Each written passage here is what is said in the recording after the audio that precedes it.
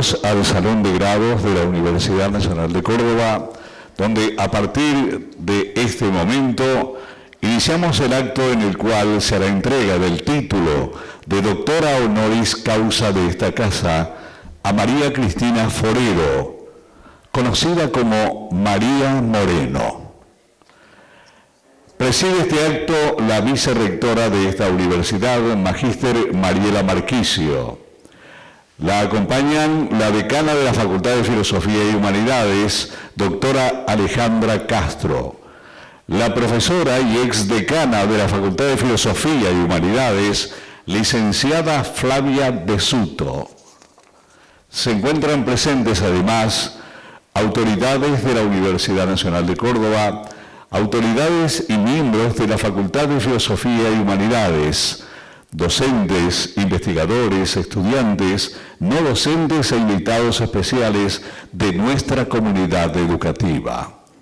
Seguidamente le damos la palabra a la profesora Flavia De Suto, quien nos va a presentar a nuestra homenajeada.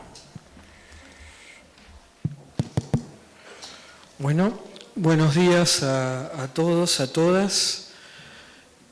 Por supuesto, y en primer lugar, una muy especial bienvenida a María Moreno, que nos distingue, que distingue esta casa, la Universidad Nacional de Córdoba, con su presencia este día, que tiene la generosidad de seguir compartiendo con nosotros con diferentes actividades esta semana, que me parece muy importante destacarlo, pues eso también marca un compromiso con nuestra casa, con nuestra comunidad.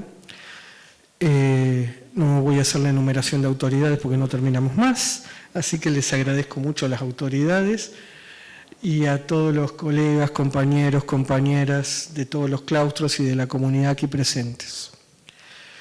La verdad es que yo no suelo tener eso, pero tengo un poquito el síndrome de la impostora, así que lo voy a extinguir rápidamente cuando pase a leer, ¿no? En el sentido de cómo construir esto que nosotros llamamos en la jerga universitaria una laudatio, ¿no? O sea, cómo hacer algo así como una alabanza de María. Yo decidí correr la palabra laudatio y usar un prefijo latino que es pro María. Tranqui, el pro aquí no es la sigla partidaria, es pro.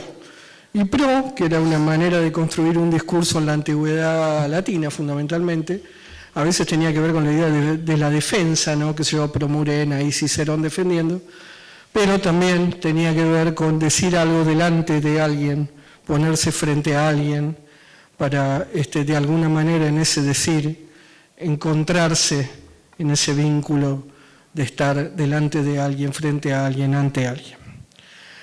Antes de empezar específicamente con el discurso pro María, me gustaría decir, por si acaso, 2 o 3 cosas de la figura de María en términos, si ustedes quieren, más biobibliográficos, ¿sí? Aunque creo que es una persona, una cronista, una escritora, una literata, una periodista, una activista, es muy conocida por todos y todas, sin embargo, alguna cosa creo que es importante mencionar. La primera cuestión es que, como ustedes saben, ella se inició como periodista en el diario La Opinión, fue secretaria de redacción del diario Tiempo Argentino, donde creó el suplemento La Mujer, dirigió los suplementos La Cautiva en la revista Fin de Siglo y La Mujer Pública en la revista Babel, fundó la revista Alfonsina, que fue el primer periódico feminista del periodo democrático. Fue, y destaco mucho esto, una editora fundadora de la revista El Teje, fue el primer periódico travesti de nuestro país. La obra de María es vasta, repasándola para esta presentación que voy a hacer, eso se actualizó de algún modo. Tenemos, por supuesto, ese libro inicial del 92, el Affaire Skeffington, El Petiso Orejudo, los ensayos que están, por ejemplo, en A Tontas y a Locas, también otro libro inicial, El fin del sexo y otras mentiras, texto que yo destaco mucho, subrayados, Leer hasta que la muerte nos separe, más recientemente Vida de vivos, que como los otros compila entrevistas. texto también, que para mí es muy valioso, de Crónicas, La Comuna de Buenos Aires, relatos al pie del 2001, publicado en 2011. Oración, otro gran texto, Carta Vicky y otras elegías políticas. Luego quizá alguna notoriedad apareció extra con el libro Blackout, ese libro que aparece a veces, yo siempre pongo 3 signos de interrogación, autobiografía, por el que María obtuvo el premio de la crítica de la Feria del Libro de Buenos Aires, ¿verdad? Bueno, quisiera decir que tenemos un conjunto importante de libros posteriores a Blackout y Oración, que es relevante señalar: Contramarcha, Por 4 días locos, Pequeño inventario de la patria pop, también libro extraordinario, pero aún así, Elogios y despedidas. Y finalmente ahora La merma, que vamos a presentar en el Centro Cultural de la Universidad este jueves. Y luego en la pequeña resumen biobibliográfico que encontré esta frase que para mí debe tener un origen en cierta invitada nuestra. Dice: a su avanzada edad planea sus memorias sobre su experiencia como disca transfeminista titulada ¿Quién te va a mirar? O sea que yo me imagino que esa frase vino por un costadito. Bueno, sabemos que María también fue directora del Museo del Libro y de la Lengua, y en el 2024 recibió el premio Conex de Platino en función de su trabajo como cronista, biógrafa, redactora de diarios, y también en ese mismo momento el Conex de Brillante, al respecto del cual en algunas entrevistas dijo algo muy realista, que qué bueno sería que el Platino y el Brillante fueran reales, ¿no? Porque parecía que son simplemente unos premios de madera bastante pesados. Así que exhortamos a la Fundación Conex a que cumpla lo que promete. Bueno, dicho esto, vamos a comentar algunas otras cuestiones fundamentales para mí, no necesariamente para todos, pero que esperan que sean de su interés y sobre todo que hagan algún tipo de homenaje a esta alegría que hoy tenemos como casa de estudios. ¿Por qué entonces les decía titular a esto Pro María?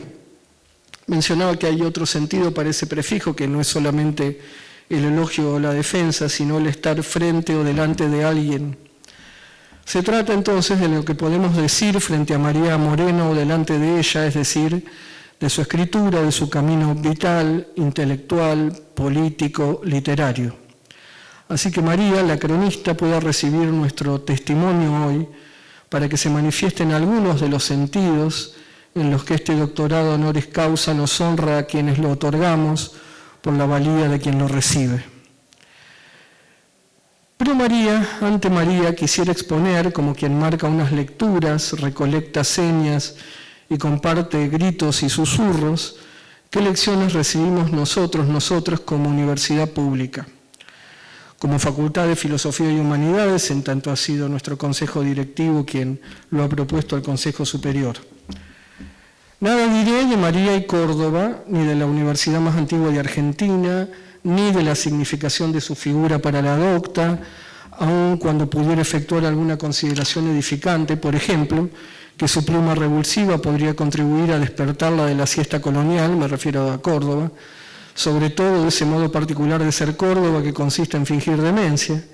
Y ya estoy hablando de Córdoba y perdí a María en el camino, lo que demuestra que el mayor bien que podemos hacer a Córdoba y a nosotros mismos delante de María es no hablar de ella, es decir, de Córdoba, y efectuar nuestra ofrenda elusiva sin defenderla, ni siquiera nombrarla, ¿no?, a Córdoba.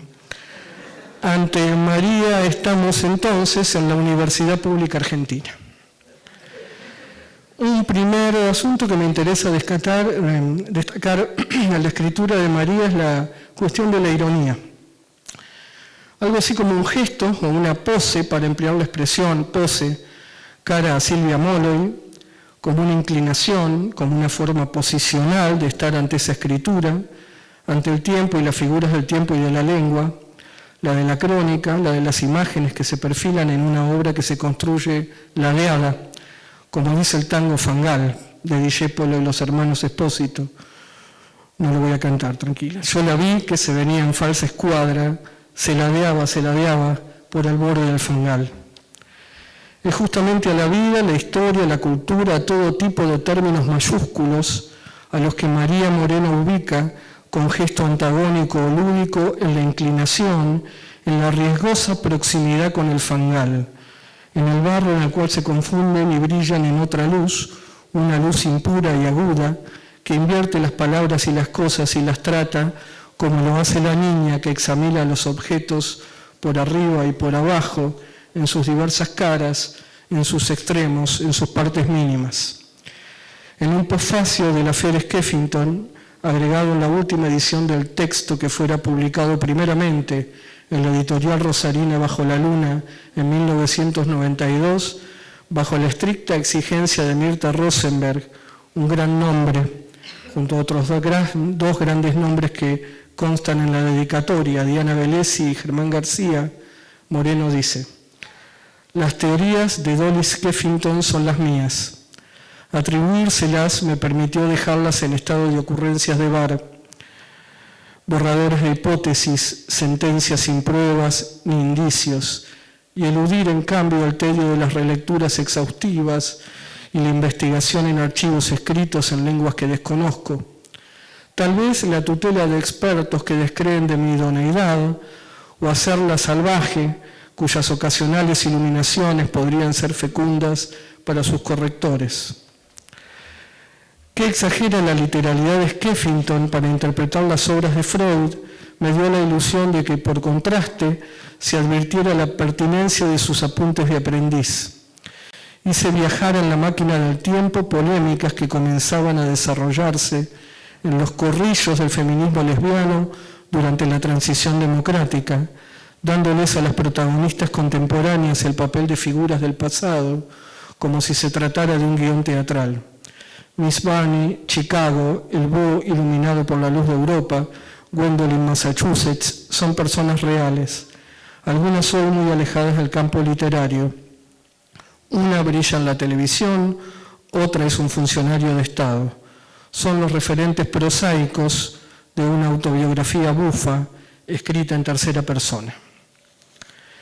Ironizar, abarcar sin tocar, como las ocurrencias de bar que eluden el tedio y arman un archivo con lenguas desconocidas por desvío o inclinación.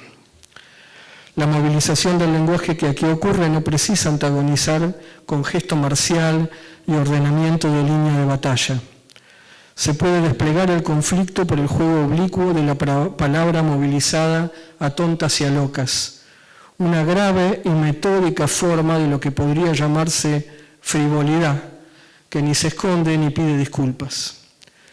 En Subrayados, leer hasta que la muerte nos separe, en el magnífico artículo Contra Musa, haciendo el elogio de la señora Silvina Bibiloni de Bullrich, alude a la índole de la ignorancia de Borges y de Bioy Casares en los diálogos que mantenían con ella. Dice María: cuando hablan de mujeres, Borges y Bioy Casares muestran una supina ignorancia de una lengua tan antigua como el chino mandarín y una enseñanza que se adquiere solo por estado de gracia, el zen histérico. Los dos mayores bananas del archivo de la amistad literaria lo confunden con decir tonterías, porque lo que Borges y Bioy Casares no advierten es que los rápidos aforismos y la greguería de la señora son burlas a las más profundas creencias de ellos como artistas. No ven en la afirmación de la señora a Borges: así como a usted le interesa conocer poetas y escritores, a mí me interesa conocer gente rica, el insulto solapado. Tampoco entienden que ella exclama embelesada: ¡qué inteligente!, luego de enterarse que alguien ganó el premio mayor de la lotería, mientras que Borges y Bioy cobran sus simples sueldos en MC. Nuevamente, ironizar, abarcar sin tocar, con gestos y poses impensadas y expresiones contrabandeadas al discurso del amo.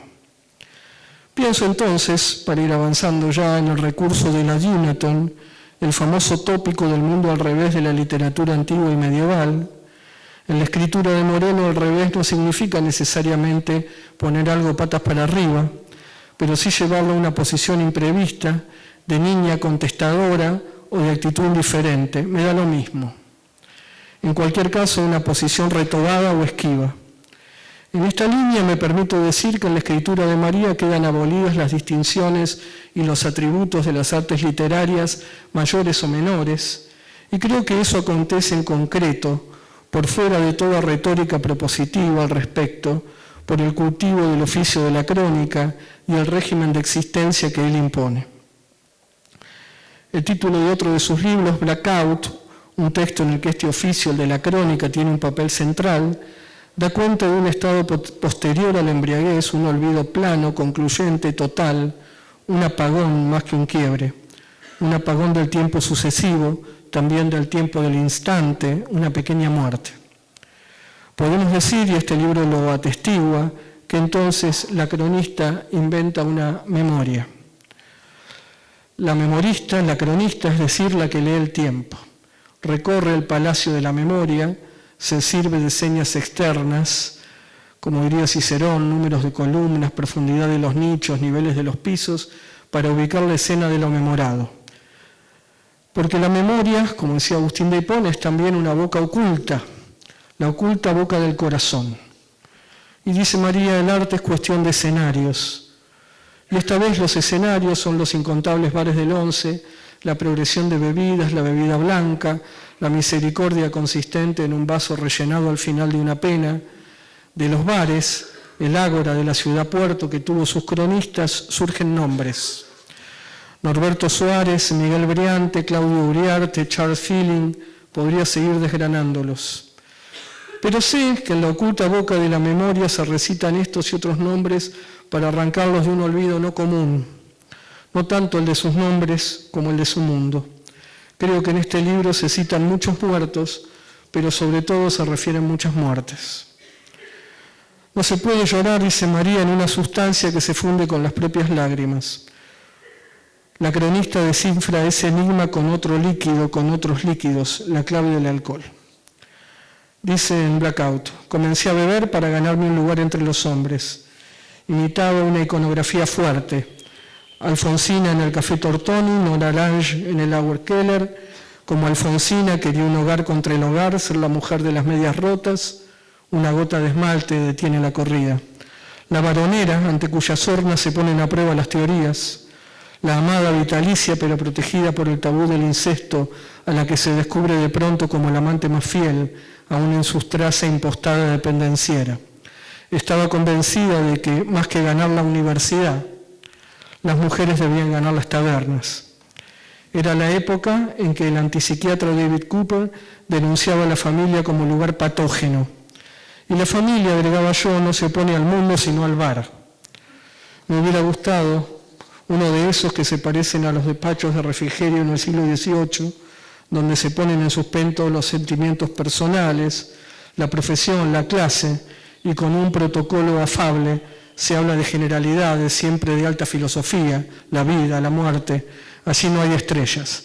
La intervención de alguien que acaba de llegar y apoya el impermeable sobre la barra, la caída de un cuerpo al suelo entre los maníes, la canción espontánea conocida por todos, democratizan la apuesta del alcohol.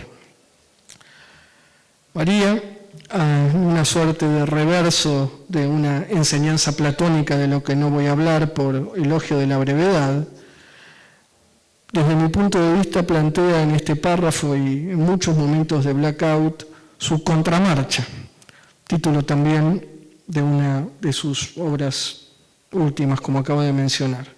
Es decir, su cambio de dirección son sus palabras por razones de estrategia, que residen en advertir que las palabras y nombres más inquietantes, portadores de una sabiduría huérfana, se escriben en las aguas negras que deploraban los grandes filósofos, con el cálamo del escriba que ejerce su oficio en la plaza o en una redacción o en la lengua viva de los pueblos. Quizás siempre se trató de ganar las tabernas antes que las universidades. Ganar las tabernas primero para saber después qué hacer con las universidades o en ellas. Para finalizar, también en contramarcha María recuerda a una compañera de trabajo de su madre, Esther Balestrino de Careaga, la paraguaya, una de las fundadoras de Madres de Plaza de Mayo, secuestrada junto a Azucena Villaflor, María Ponce y las monjas francesas Leonie Duquet y Alice Dumont en diciembre de 1977, llevadas a la ESMA y arrojadas al Río de la Plata en los vuelos de la muerte. El cuerpo de Esther Balestrina de Careaga fue encontrado en 1984 en las playas de Santa Teresita y luego enterrado en el patio memorial que hoy está en la iglesia de la Santa Cruz en Balvanera. En ese laboratorio trabajaba también Jorge Mario Bergoglio, quien luego sería arzobispo primado de Buenos Aires y sumo pontífice de la Iglesia Católica. Aparece en este momento del texto de María una anécdota del doctor Oliver Sacks. Dice: una vez el doctor Oliver Sacks escuchó unas carcajadas convulsivas en la sala de afásicos del hospital donde trabajaba. Al entrar descubrió que la reacción se estaba produciendo ante el discurso del presidente. Sacks no dice cuál, aunque se puede sospechar que se trataba de Ronald Reagan. Según su diagnóstico, cierto tipo de afásicos no pueden comprender el significado de las palabras, y sí, con una peculiar precisión, la expresión que las acompaña, es decir, la teatralidad. En cambio, otros perciben con especial lucidez crítica su sentido, pero no captan la expresión con la que se las pronuncia. Pero he aprendido, su conclusión, la de Oliver Sacks, es que a un afásico no se le puede mentir. Reitero, la conclusión de Oliver Sacks es: a un afásico no se le puede mentir. María dice: no soy afásica, pero he aprendido a leer un poco más allá de los libros.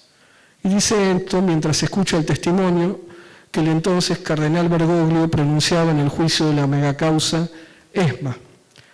Señala: si bajo el volumen de la computadora, sé por cada uno de sus gestos que miente. Entonces, y esta para mí es la gran enseñanza de María para mí. ¿Qué hacemos con lo que sabemos? Pregunta mucho más crítica que la que nos interroga sobre las consecuencias de nuestras eventuales ignorancias, sobre nuestras palabras sin padre, sobre los nombres que parecen no ser albergados en memoria alguna, ni tener justicia y verdad, ni merecer la paz. Entonces, tomo las palabras de Rodolfo Walsh, que María Moreno destaca en su libro Oración, las traigo aquí para atar firmemente los nombres que nos nombran y aún aguardan su día. Dice Walsh en su carta a Vicky, fechada el 1 de octubre de 1976. No podré despedirme, vos sabés por qué. Nosotros morimos perseguidos, en la oscuridad. El verdadero cementerio es la memoria. Ahí te guardo, te acuno, te celebro y quizás te envidio, querida mía. Así y aquí termino mi presentación de María Moreno. De nosotros ante ella, ante su escritura y ante la verdad que por ella nos llega. Muchas gracias.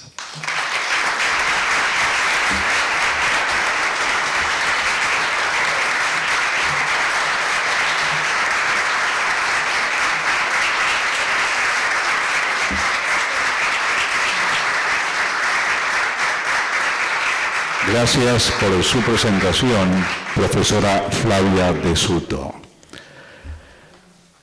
A continuación, la vicerrectora Mariela Marquicio va a hacer entrega del diploma que acredita como doctora honoris causa de esta universidad a María Moreno.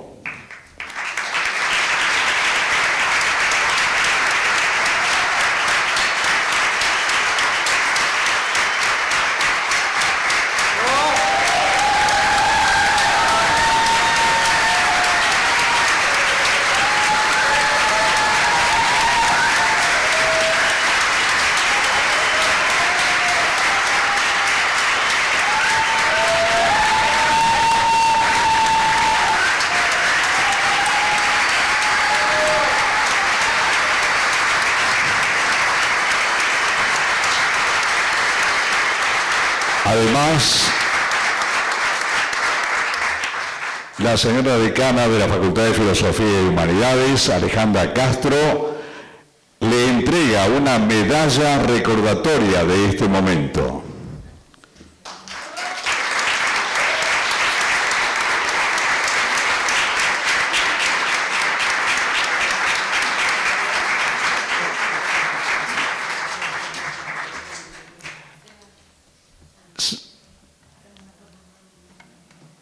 Seguidamente vamos a escuchar a la doctora María Moreno dictar su conferencia El amor preceptor. Antes, la foto familiar, ¿no?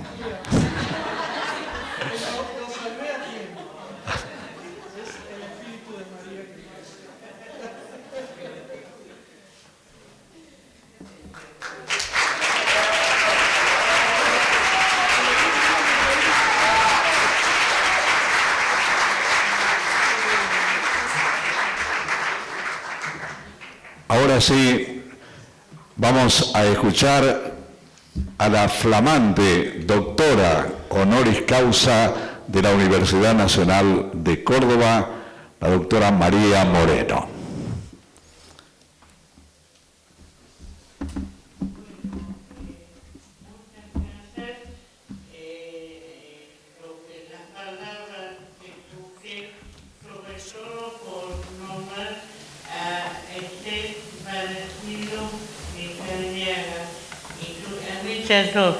También era una gran poeta.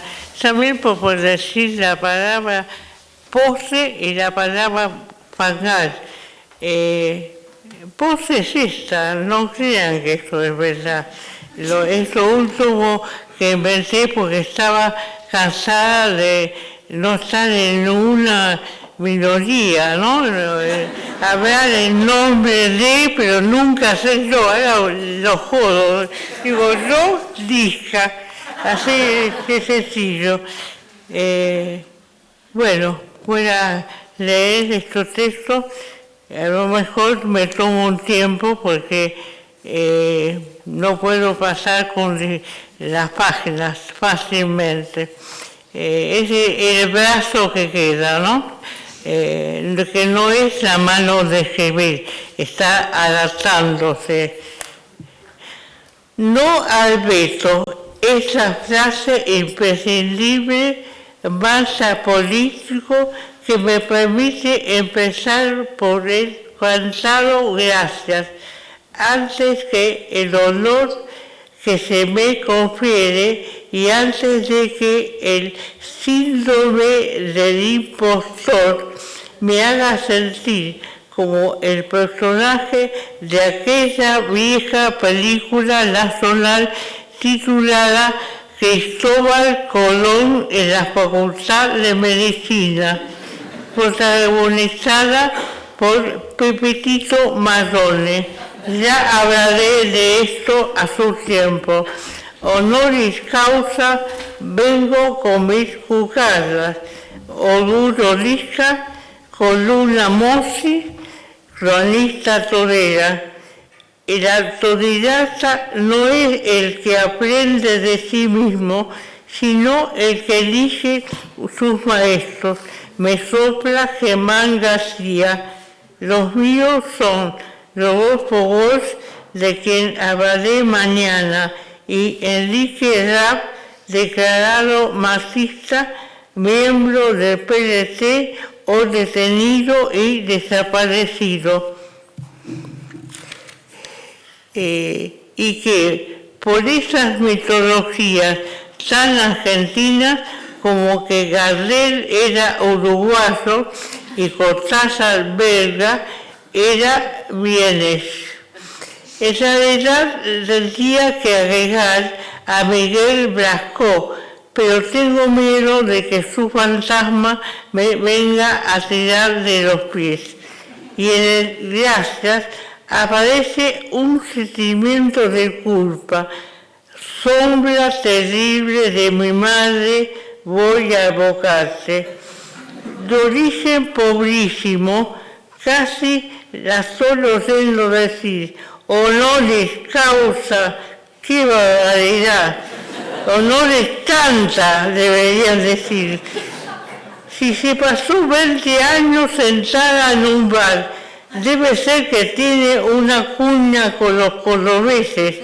Y a continuación la vio representar su sala competitiva de sucesivas imágenes, la débil luz de la vela en la pieza del conventillo que compartía con sus padres, la ruda del carnicero para hacer las cuentas en la primaria, la falta de dinero para solventar los gastos de un vestido blanco destinado a formar parte de una coreografía del arco iris en un acto escolar. Entonces le pusieron una camiseta.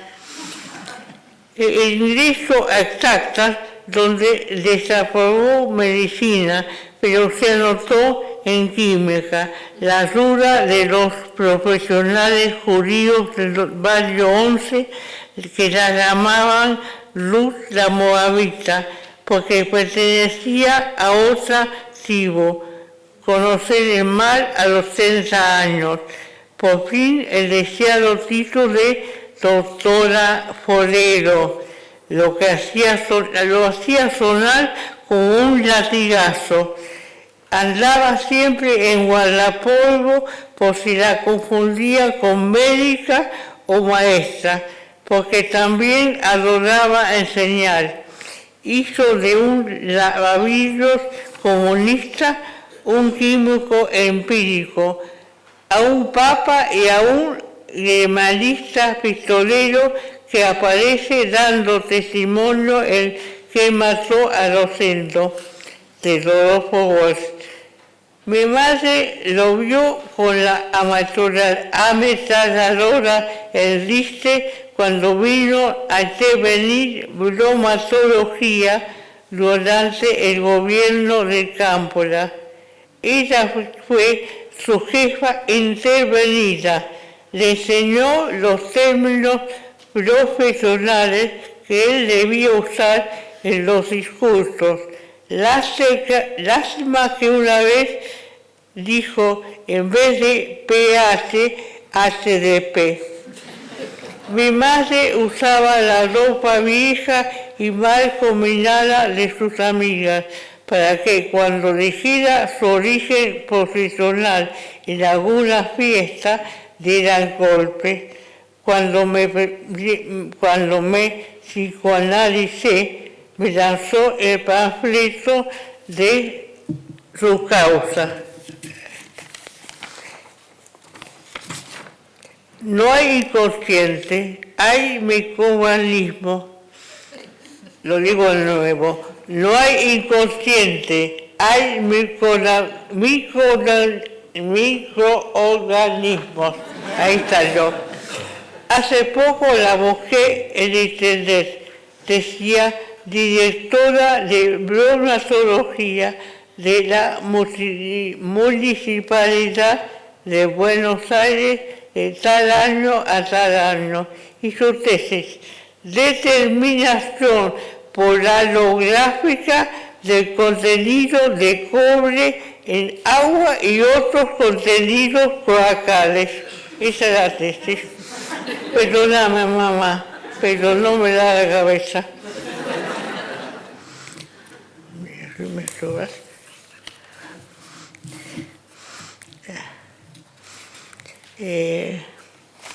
Podría decirse que porque ella pudo, yo tuvo ese derecho y ejercerlo fue su lucha, rechazarlo fue mi privilegio. Cuando me mudé a un PH en Les Bastiones, me dijo, de ahora vivís en el lugar del que yo tardé 30 años de salir. Y del amor preceptor que, acostumbrada a escribir en el momento como todo cronista y sin tener una idea en la cabeza, le tiré a Luis Ignacio García el amor preceptor. ¿Cómo, de dónde venía esa idea? Cuando no sabía yo. Cuando ganó Asser me di cuenta de que era una profecía. Su eterno aspecto de estudiante, un poco mayor que los militantes jóvenes, salvo sobre él al que nunca contestó los agravios, tan centro de estudiantes, tan natación en las horas libres, un preceptor. Estaba leyendo una novelita de Aira, El pensamiento, donde cuenta las memorias de infancia de ese pueblo. Tenía 7 años y le pusieron un preceptor para que lo preparara para ingresar a la escuela de Coronel Pringles, lugar a donde se mudaría con toda su familia. El preceptor, un joven apocado y de sombrero a perpetuidad, se sentaba todas las tardes en el cuarto a escribir. El educando, que no advertía en él alguien muy letrado y de muchas luces, don Roga, es que escribía cartas a sus padres y como estaba enojado con ellos porque lo obligaron a dejarse de su casa, él era de Coronel Pringles, para trabajar. Le contaba detalle por detalle lo que hacía día por día. Pero eso es sadismo, imposible, dijo el educando, con la candorosa literalidad de los niños. Oh, no se cuenta todo. Una sola palabra puede describir una escena. Hay alusiones, sugerencias. El preceptor le ha dado al niño Aira la primera lección de literatura. El otro día salió en internet que en el pensamiento quedaban solamente 4 familias, la de un ex mecánico y dos jubilados. Si sigue así va a desaparecer, pero está entero pujante en el libro de Aira, que ya escribió más de 100. Yo encontré mi amor preceptor en Germán García, a quienes le dieron en esta misma casa el honoris causa de que tenía un orgullo tal que persiguió a sus amigos de la UBA, que Córdoba, la más antigua, que la Baldosa, que el primero los jesuitas, que Juan José Paso, todos locos. Publiqué el Literal, la revista que él había fundado con Luis Guzmán, más otros nombres que se alternaban por pedido. El texto se llamaba La Asunción, lo firmaba Cristina Forero. Por suerte me nombraron doctora Moreno, si no sería terrible si fuera yo la doctora Forero, no mi madre. Lo firmaba Cristina Forero, es la asunción de su nombre y de la literatura, dijo Germán. Así me fundaba un porvenir. Me gustaba esta revista que hacía suyo el axioma de que en literatura la sangre solo sirve para hacer morcillas, alejando del almaverismo de la literatura comprometida. Mientras tanto, hice un curso sobre Lacan con él. Si mal no recuerdo el primero que armó. Recuerdo, en cambio, su manera de enseñar, concentrando todo en el mismo gesto: leer, pensar, enseñar, publicar. Cuando la sangre se derramó cada vez más, con más fuerza de las morcillas, para dejar de ser metáfora, subieron sobre los lacanianos ciertas acusaciones. La de sustraer los cuerpos a la política para invertirlos en instituciones obedientes colonizadas por el barroco y responsables por el buceo en el inconsciente, de interpretar la historia en términos burgueses y locos, de complejo de Edipo. Ojalá el lacanismo estudioso y analizante hubiera tenido la capacidad de sustraer cuerpos a la muerte para ponerlos a reflexionar sobre el goce.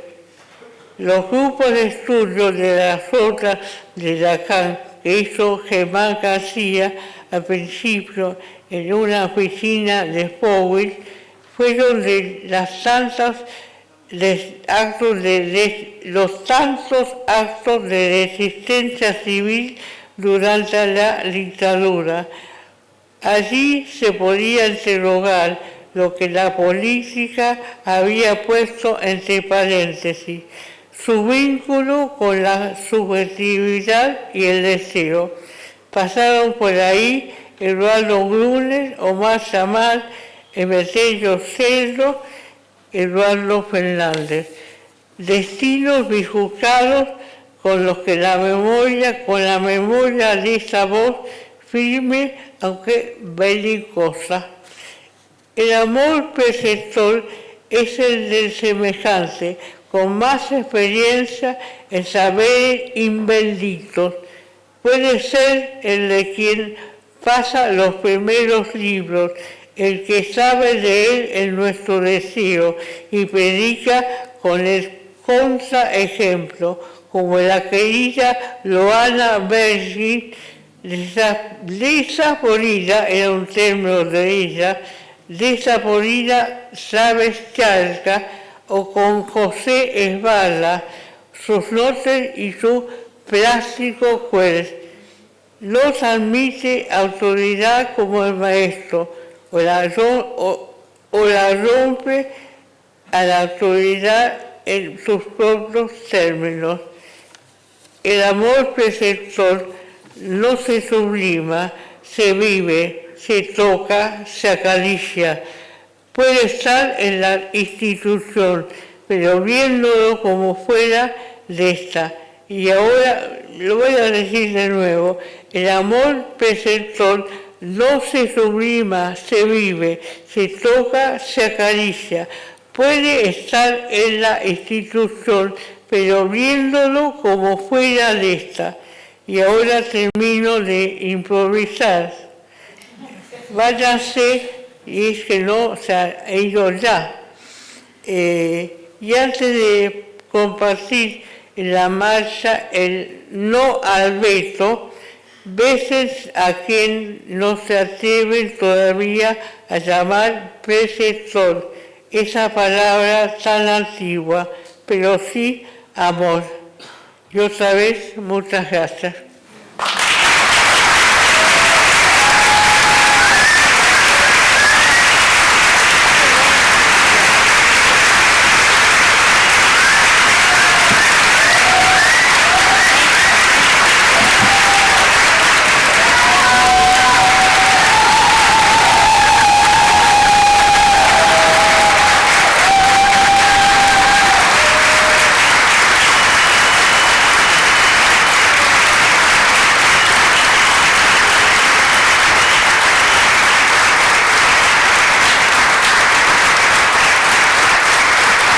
Agradecemos la presencia y las palabras, la conferencia de la doctora María Moreno.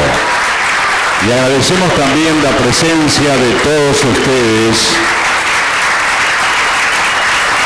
Y con el himno universitario Gaudiamo Igitur Damos por concluida esta ceremonia. Muchísimas gracias por la presencia de todos ustedes.